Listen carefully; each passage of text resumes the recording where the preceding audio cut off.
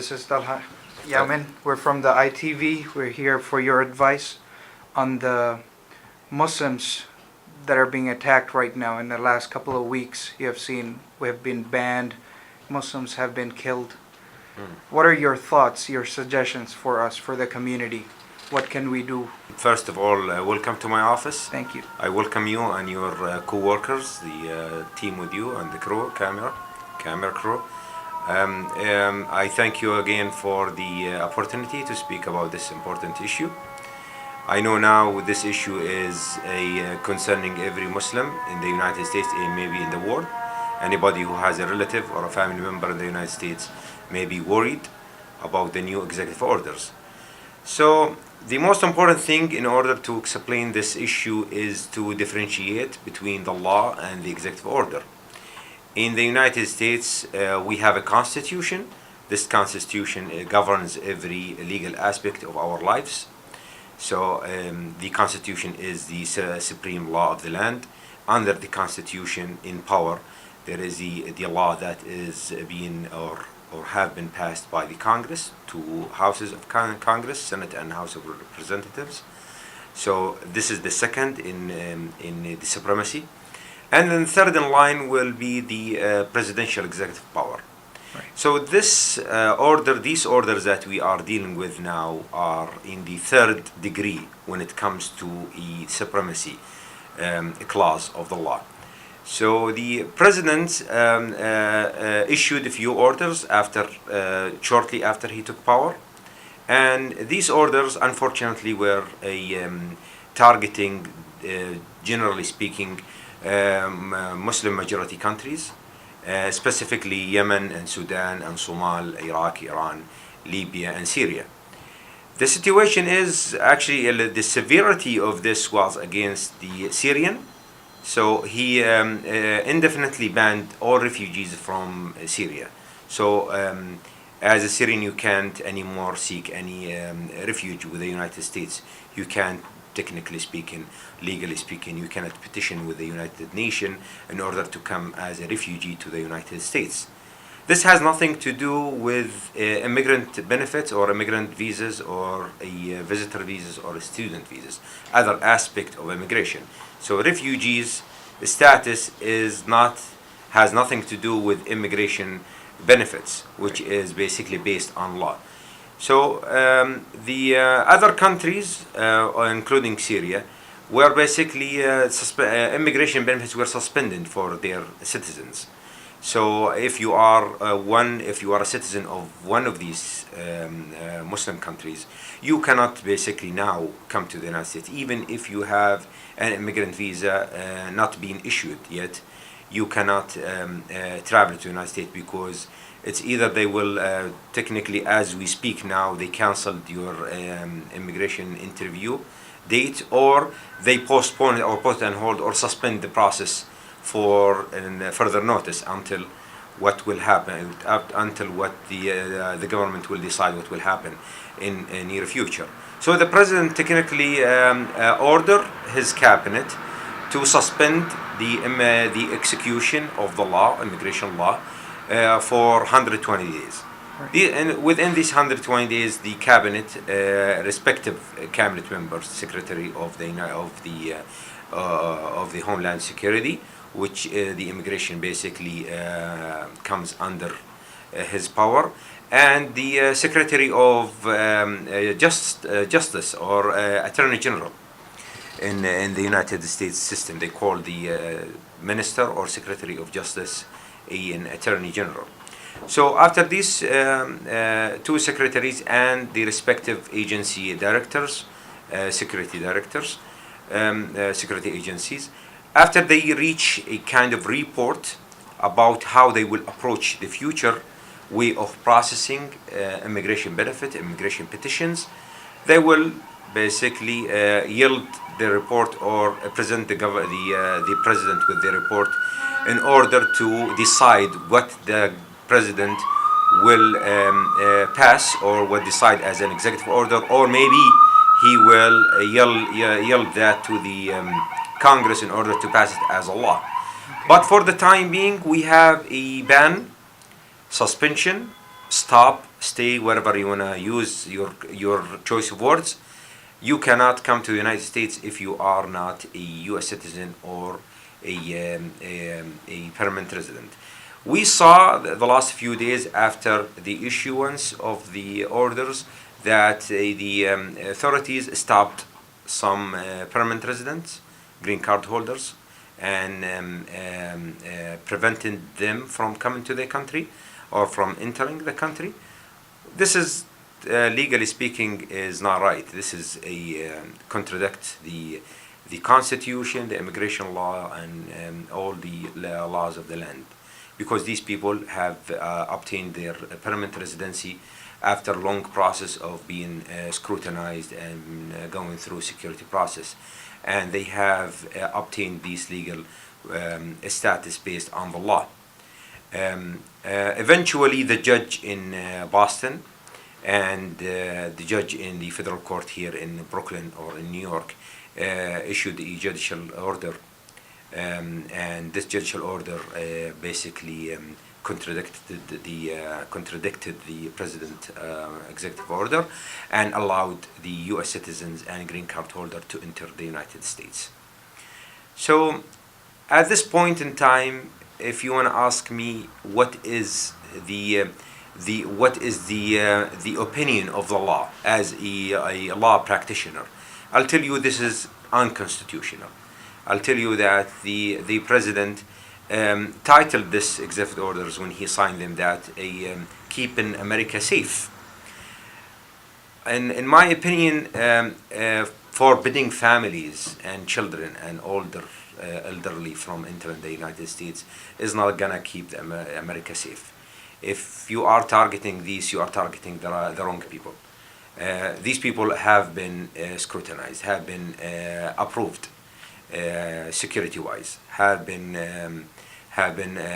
basically processed through long, lengthy process, maybe in some cases last for many years, and they are well vetted. The government knows everything about them, about their parents, spouses, children, everything, where they live, what they do.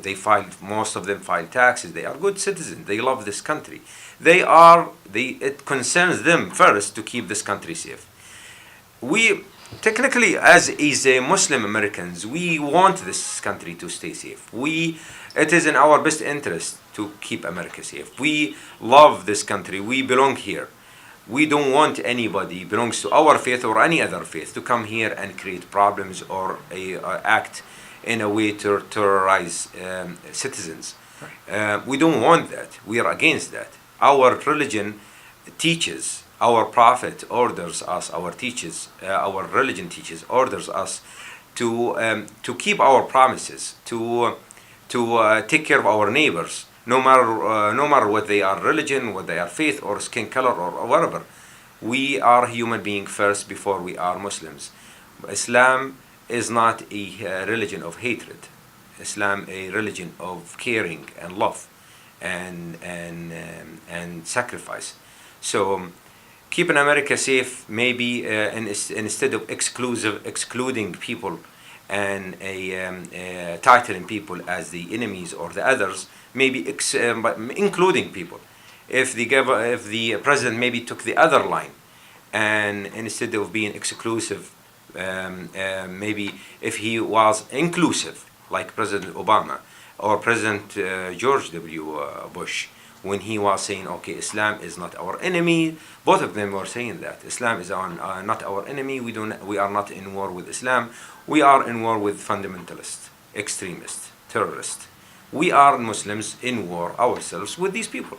How I can't even count in Jordan, my country, in Egypt, in Turkey, in Pakistan, in Afghanistan, all citizens of these countries, normal, good human beings, suffered from this small percentage of terrorists. Unfortunately, they title them, or they take the Islam as a title for their inhuman and not righteous acts, but it is not from Islam. It doesn't represent Islam. never represented Islam, never been approved with any normal, a good citizen or organization or a leader of the Islamic Ummah or Islamic nation. So yes, I think maybe I went too far with the answer, but I'm ready for more answers, questions. Somebody wants to travel, go to Umrah, or go visit their families. What should they do? Advices? Well, to be honest, we don't have a practice at this point because, as you know, everybody knows this is new. So nobody has experience with what is the right thing to do. But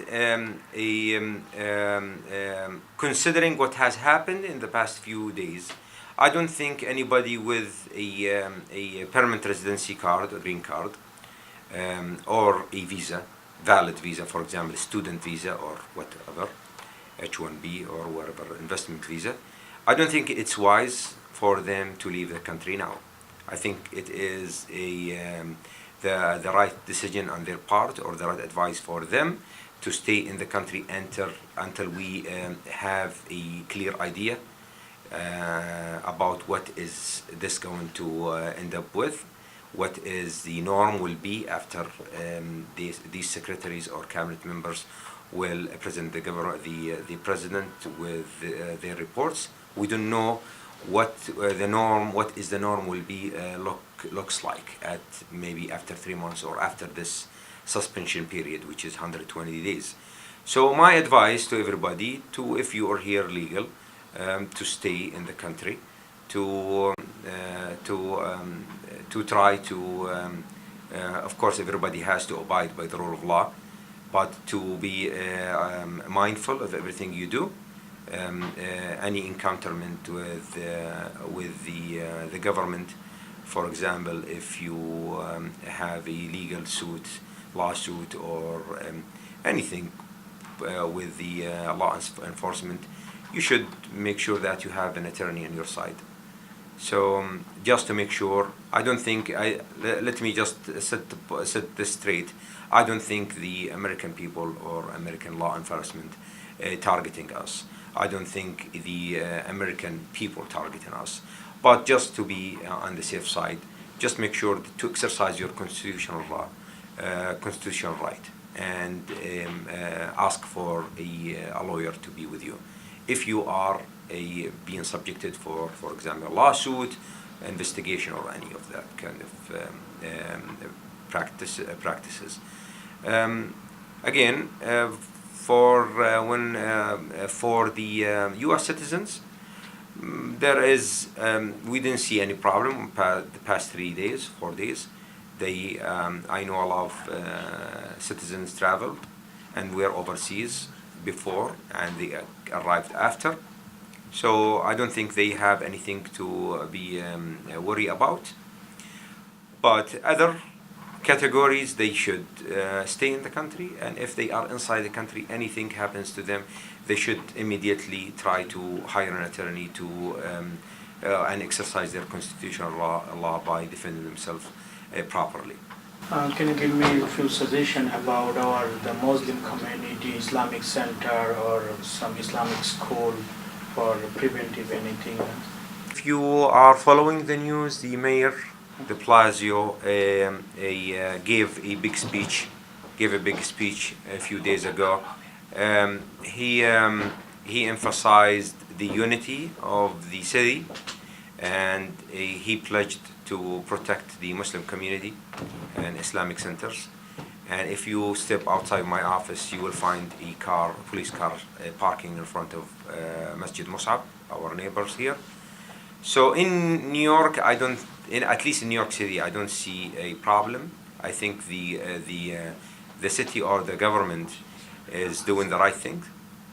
But let's say we're talking about other communities somewhere else in the United States.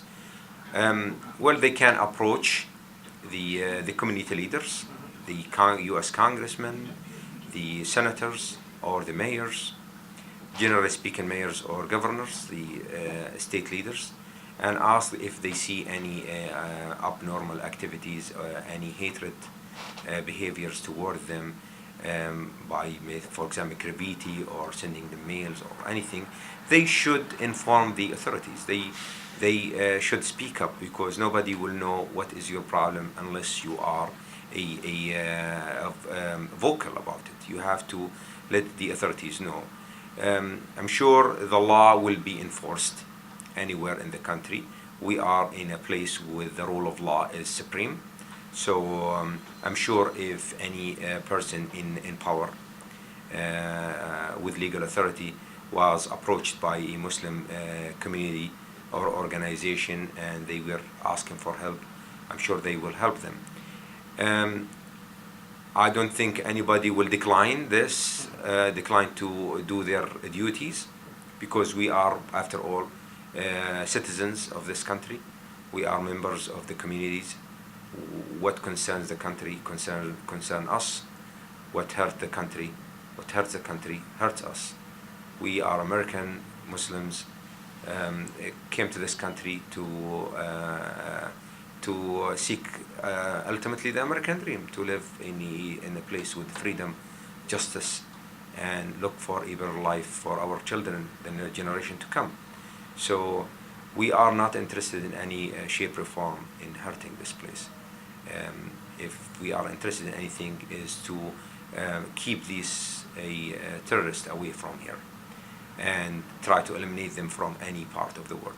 So going back to the point, I think we have a duty to be active, to let other people know if we have any problems. Silence and being passive at this point in time is not the right thing to do. We have to be vocal, we have to be active, we have to work within the rule of law, within the law, peaceful, and peacefully we have to act. At the same time, maybe if I will advise the community leaders or the imams or any Islamic centers, I'll advise them to advise their members, community members or mosque members, advise them of their rights, legal rights, the right of having a fair trial, the right of having an attorney on their side if anything happens, the right of calling the police and not being afraid of the people in uniform, because these people in uniform are there to help you, to protect you. You have no reason to be afraid of them. So I think we have a lot of work to do.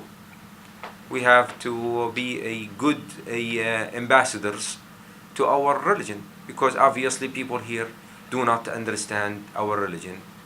Maybe they were misled by some media outlets, but it's our job, the burden of proving that this religion is a noble religion, is a religion calls for peace and humanity, is our burden. So we have to show the other communities, the other people, the other people of faith, that we belong to a religion that does not approve terrorism or hatred or anything from any kind of activities that not. We have a Muslim Bar Association. We have a big website online, so it's easy to be accessed. So many attorneys volunteer their times, and we have now, for example, they have any hotline service or anything? Or no? I don't recall the phone numbers, but they are available on the internet. It's Muslims Bar Association, easy to be accessed. And I don't like it to. I don't like to just label this under the Muslim Bar Association, because our co-workers, lawyers from Christian or Jews even, and other people, they have been volunteering day and night in JFK or in the cities.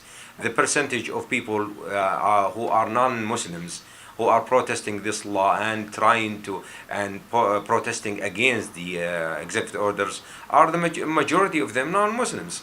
So now at this point, the Americans who are the believers in justice, in equality for all, to the freedom of religion, freedom of speech. Everybody are one hand, everybody on one heart, everybody one against inequality, let me call it. So when it comes to Muslims, you can approach the Muslim Bar Association, and you can approach any other lawyers outlets or lawyers organizations, and I'm sure you will find hands and ears, and you will find all the help that you need. And especially the Muslim community, and especially the Muslim leader or rights. Well, you just said leaders. So the definition of being a leader, by definition, you have to, in order to lead, you have to lead by example and by knowledge. You cannot be ignorant and lead people, because you will lead them to the wrong direction. So leaders, they have to educate themselves. They have to be involved with the communities, with the other organizations. They have to be they have to have a knowledge of the law and the legal system and political system in order to advise their followers or the organization that they lead. For example, imams, they have to at least educate themselves to have some kind of knowledge of the law, of the language. And if they don't know, I mean, they cannot approach other attorneys, community members, Muslim or non-Muslims. And I'm sure a lot of lawyers will be more than happy to help, to give the hand, because technically it's give them some kind of publicity. And even if it is not publicity, it is as a human being, you want to give back to the community. You will be more than happy to help the imam or the organization that you belong to with your knowledge. You can share your knowledge. So the leaders and imams have a responsibility to the members of their organization or Islamic centers. This responsibility is to spread the awareness, to tell them what are their rights. If they don't know, the imams, I mean, or the other leaders, if they are, for example, specialists in medicine or philosophy or whatever, they can reach out to people who know the expert in the field. And myself, I know a lot of Muslim attorneys and non-Muslim attorneys who are more than happy and willing to give back, to reach out, to share the knowledge and educate the members of our community. Thank you so much. Thank you for the opportunity. I really appreciate it. This is not going on the audio, so I'm just saying. ITV, Call of Peace, Save Humanity.